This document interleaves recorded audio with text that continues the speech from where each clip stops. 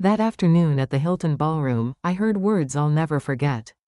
"You've been a housewife your whole life, Margaret. What could you possibly know about running a business?" My husband said this to me.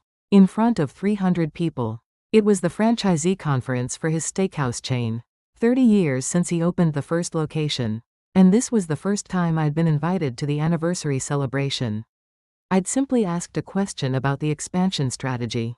That's what I got in return. "My name is Margaret Anderson. I'm 62 years old.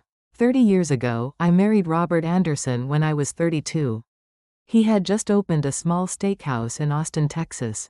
Maggie, trust me, I'm going to make it big and give you the life you deserve." I believed him. I woke up at 4 a.m. to prep vegetables and marinate meat.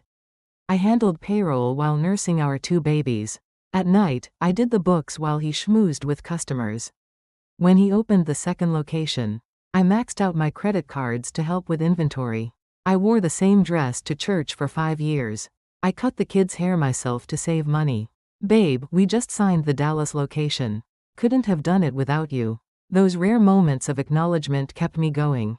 15 years passed like that. Robert's Steakhouse grew into an 80 location franchise across Texas, Oklahoma, and Louisiana. But somewhere along the way, I became invisible. Margaret stays home. Business operations are too complex for her to understand. "Oh, your wife? She doesn't work, right?" That's all I became. The successful businessman's wife. Margaret Anderson, the person, didn't exist anymore. Then one day, I found a receipt in Robert's car. Tiffany and Company. $12,000. What's this? I didn't get anything from Tiffany's. That? Gift for a client's wife. Don't worry about it, but I knew that client. His wife only wore her grandmother's jewelry. She didn't like new pieces. That night, while Robert showered, I checked his phone. My hands shook as I scrolled through his messages. "Baby, loved the bracelet. See you at the condo tonight. Love you." The sender was saved as Jessica. I scrolled up. 3 years of messages. Photos from Cabo, Aspen, Miami. Hotel confirmations. And a condo deed. He'd bought her a 2-bedroom in downtown Houston. Under her name. I was living on a $2,000 monthly allowance. He was sending her $8,000 a month. My chest tightened. But the next message destroyed me. "Jess, I'll handle the divorce soon." She never contributed anything to my success anyway. She meant me. 30 years. 2 children. Building his empire from nothing. I meant nothing. The next morning, I called my college roommate, Linda Chen. Linda had spent 30 years as a corporate attorney before retiring. Now she consulted for law firms. "Maggie, you look awful." What happened? I told her everything. Linda grabbed my hand tight. "Remember sophomore year? You let me copy your economics notes when I had mono. You saved my scholarship." "Linda, that was 40 years ago. I never forgot. Now I help you. But Maggie, are you really ready to end this?" I nodded. "I want my name back, Linda." She smiled. "Then do exactly as I say. And don't get emotional." First, I gathered evidence. Screenshots of every message. 3 years of credit card statements. Through Linda's connections, I got photos of Robert and Jessica together. Second, we reviewed the assets.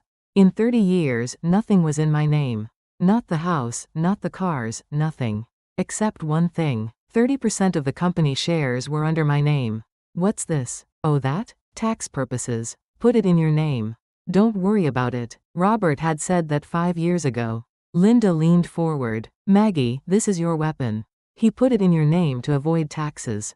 Legally, it's yours." "Really?" "Yes. Plus, Texas is a community property state.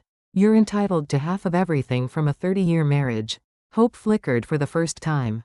Third, Linda made a call. "Maggie, remember Robert's biggest customer?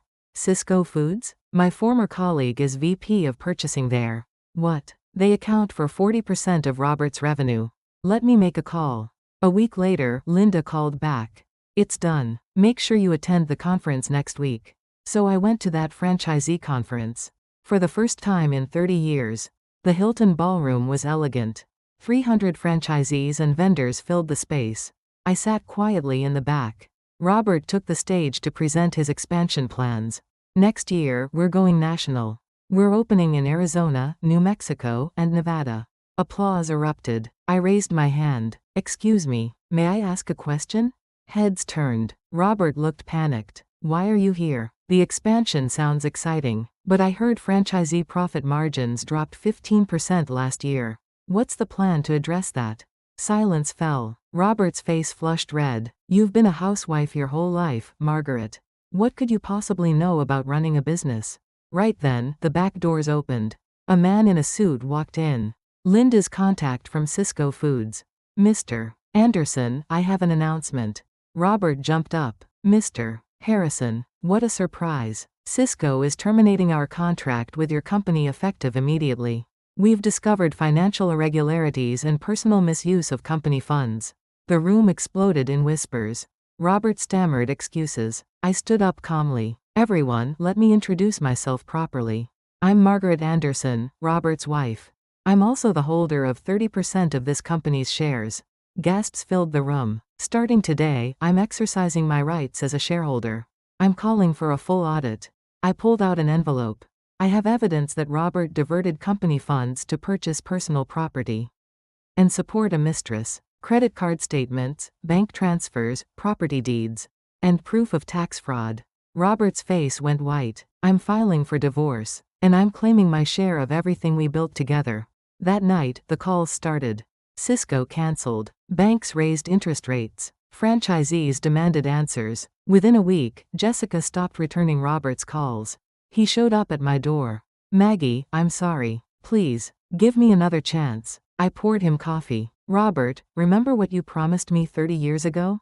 What? You said you'd give me the life I deserved. I'm sorry. I'm taking that life now. On my own terms. Maggie, tell me something. In 30 years, did you ever see me as Margaret Anderson? Or just as the wife? He couldn't answer. 3 months later, the divorce was final. I got 60%. The courts recognized my contributions. I sold my shares to a franchisee co-op. Fair price, transparent process. Robert's empire shrank by half after losing Cisco and surviving the IRS audit. With my settlement, I opened a small bookstore cafe in Austin. The sign reads, Margaret's Chapter. My name. Finally, every morning, I unlock that door and think, what will Margaret Anderson create today? For the first time in 62 years, I'm living my own story. And that's the sweetest victory of all.